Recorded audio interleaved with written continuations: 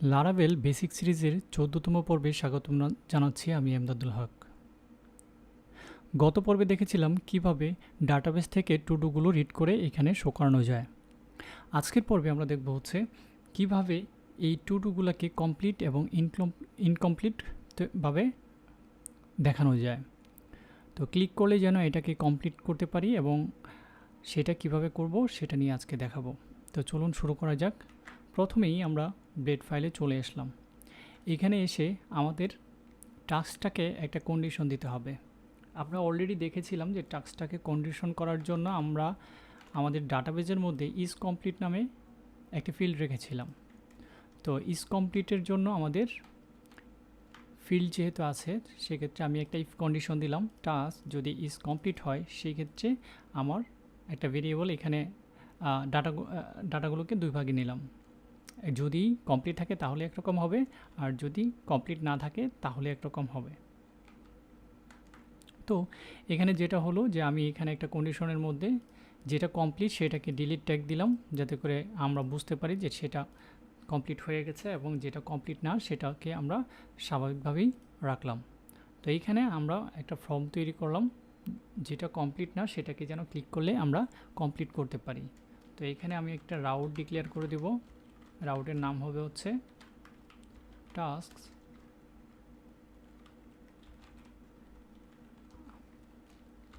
Update. অবশ্যই এইটা রাউটের সাথে আমাকে আইডিটাকে ডিক্লেয়ার করে দিতে হবে, কারণ আমি কোন আইডিতে ধরবো সেটা যেন আমি বুঝতে পারি কোন আইডিতে আমি ক্লিক করেছি। তো এটা করার পর আমাকে রাউট তৈরি করতে হবে। তো রাউট তৈরি করার জন্য আমরা টাস্ক টাস্ক এবং টাস্ক কন্ট্রোলারে আপডেট নামে একটা মেথড আছে, সেটার মধ্যে আমরা কল করে দেব। তো যদি এইটুকু করি তারপরে হচ্ছে আমার টাস্ক কন্ট্রোলারে যাব। আপডেটের মধ্যে আমরা কন্ট্রোলারটাকে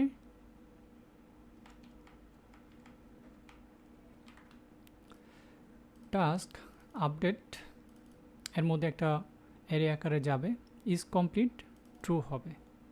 ট্রু যদি হয় তাহলে আমরা রিটার্ন করব হচ্ছে টাস্ক আপডেটেড। তাহলে আমরা যদি একটু চেক দিই, আচ্ছা এখানে বলছে হচ্ছে টাস্ক আইডি আনডিফাইন্ড ভেরিয়েবল। তাহলে আনডিফাইন্ড কেন আসছে? টাস্ক আমার অলরেডি হচ্ছে টাস্ক স্পেলিংটা মিস্টেক হয়েছে। সো এখন এই টাস্কটা কমপ্লিট আছে, সেই জন্য এই টাস্কটা এভাবে আছে। যদি কোনো একটা টাস্ক কমপ্লিট না থাকে সেটা এরকমভাবে চলে আসতেছে। আর এইটাকে আমাদের অলরেডি লেভেলটাকে আমরা যে কাজটা করব বাটন করে দেব, যাতে করে আমরা এটা বুঝতে পারি যে এটা ক্লিকেবল, এবং এটা একটা টাইপ দিয়ে দিব। টাইপটা হবে হচ্ছে সাবমিট। তাহলে যখন আমার একটা বাটন থাকবে তখন আমার ক্লিকেবল হবে। সো আমি যদি এটার মধ্যে ক্লিক করি তাহলে এখানে যেটা করবে সেটা হচ্ছে টাস্ক আপডেট, এটার মধ্যে পোস্ট মেথড, এখানে আমাকে মেথড ডিক্লেয়ার করে দিতে হবে অ্যাড CSRF, এবং আরেকটা হচ্ছে মেথড পুট। এরপর যদি আমি এটার মধ্যে ক্লিক করি তাহলে এটা আপডেটেড, এবং আমি যদি ব্যাক করি এটা কমপ্লিট। সো আমার যখন টাস্কগুলো কমপ্লিট হয়ে গেছে আমি এখানে খুব সহজে দেখতে পাচ্ছি। কিন্তু কোনো একটা টাস্ক যদি আমি এরকম চাই যে এখানে ডাইরেক্ট শুধুমাত্র আমার এখানে কমপ্লিট হবে তা না, যেটা ইনকমপ্লিট আছে সেটার মধ্যে যাতে ক্লিক করি তাহলে যেন সেটা মানে কমপ্লিট টাস্কের মধ্যে ক্লিক করলে যেন ইনকমপ্লিট দেখায়। তো আমরা যদি সেটা চাই তাহলে সেটাও করা যাবে। তো আমরা সেম ওয়েতে আমরা এই ফর্মটুকুকে এখানে নিয়ে যাব।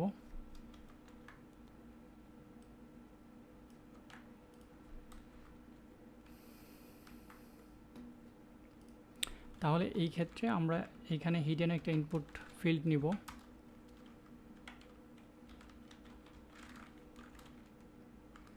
এটার মধ্যে থাকতে হবে হচ্ছে ভ্যালু এবং একটা হচ্ছে নেম।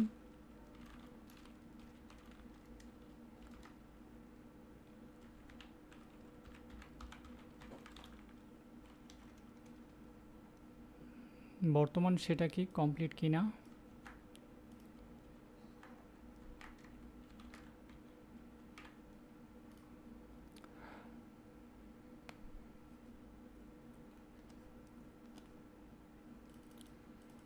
তাহলে এই জায়গাতেও আমি এটা নিয়ে নিব।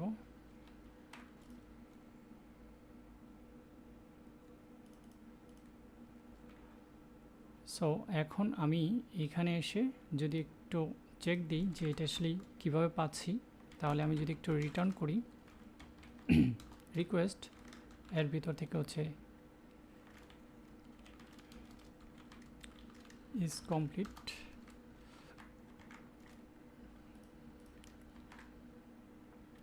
আচ্ছা, আমাকে বাটনটাকে বানিয়ে নিতে হবে। সেম ওয়েতে লেভেলটাকে আমার বাটন বানাতে হবে।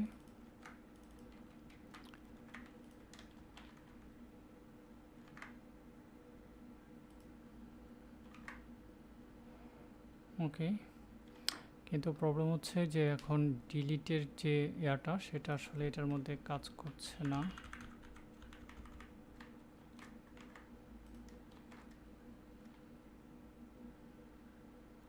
আচ্ছা, আমরা এটাকে ডিলিট না দিয়ে আমরা যেটা করতে পারি, একটা ক্লাস অ্যাড করতে পারি।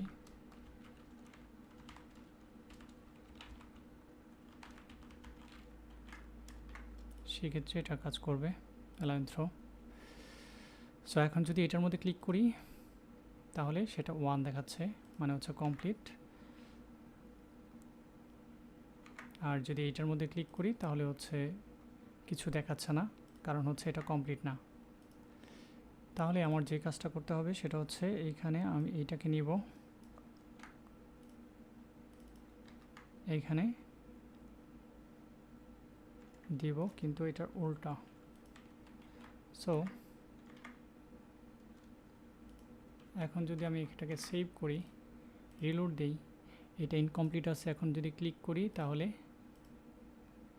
এটা কমপ্লিট, এখন ইনকমপ্লিট হয়ে গেছে। এটা কমপ্লিট আছে, এটাতে যদি ক্লিক করি তাহলে এটাও ইনকমপ্লিট হয়ে গেছে। যদি আমার এটা কমপ্লিট নেই, মানে ইনকমপ্লিট আছে, আমি যদি ক্লিক করি তাহলে কি হয়, হয়ে গেছে। তার মানে হচ্ছে আমরা এখন কমপ্লিট এবং ইনকমপ্লিট টাস্কগুলোকে আমরা দেখতে পাচ্ছি এবং ক্লিকের মাধ্যমে সেটা করতে পারছি। তো আশা করছি সবাই খুব সহজে বুঝতে পেরেছেন আমরা কিভাবে খুব সুন্দর একটি অ্যাপ, ছোট্ট একটি অ্যাপ বানাচ্ছি। আর আমরা পরবর্তীতে দেখব হচ্ছে আমরা এটাকে কোনো একটা টাস্কে কীভাবে ডিলিট করা যায়।